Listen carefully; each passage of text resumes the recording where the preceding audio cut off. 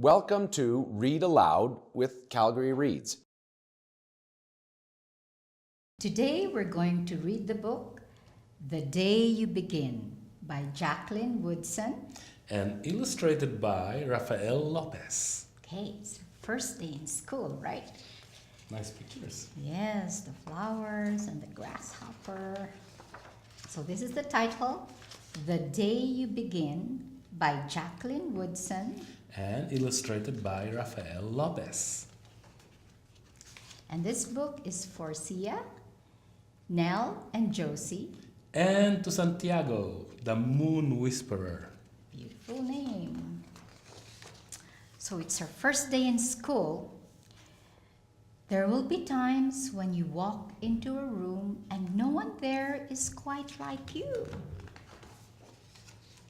Maybe it will be your skin or your clothes or the curl of your hair. Look at her beautiful hair, and her classmates are staring at her.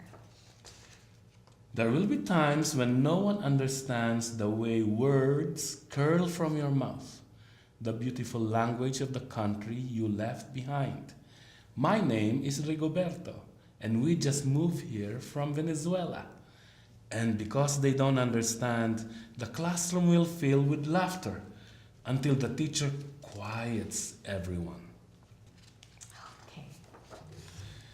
Rigoberto, from Venezuela, your teacher says, so soft and beautifully that your name and homeland sound like flowers blooming, the first bright notes of a song. Cool. Nice name. There will be times when the words don't come.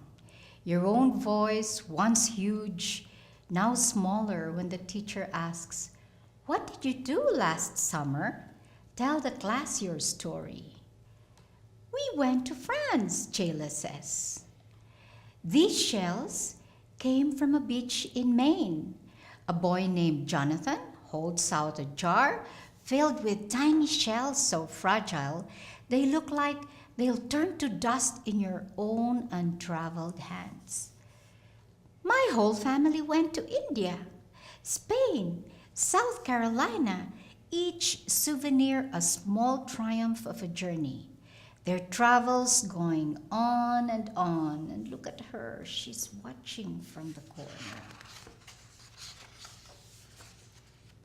And as you stand in front of that room, you can only remember how the heat waved as it lifted off the curb, and your days spent at home, caring for your little sister who made you laugh out loud and hugged you hard at nap time.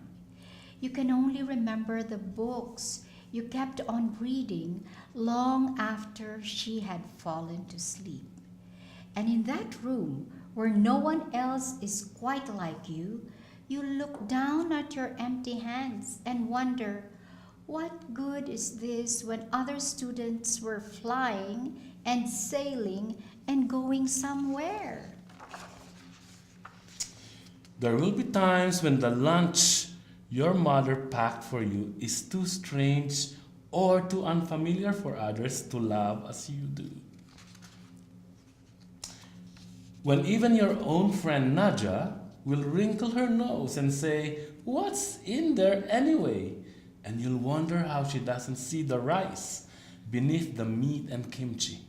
You'll wonder why she doesn't remember that rice is the most popular food in the world. Yeah, look at all these rice fields here in other countries. That's where rice comes from. Yes.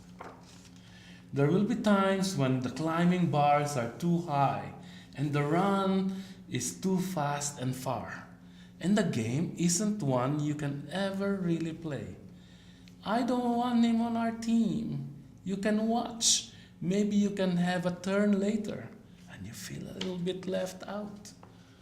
And there will be times when the world feels like a place that you're standing all the way outside of. They're all there playing, and he's here watching, holding his book. And all that stands beside you is your own brave self, steady still and ready even though you don't yet know what you're ready for. There will be times when you walk into a room and no one there is quite like you until the day you begin to share your stories. My name is Angelina, and I spent my whole summer with my little sister. You tell the class, your voice stronger than it was a minute ago.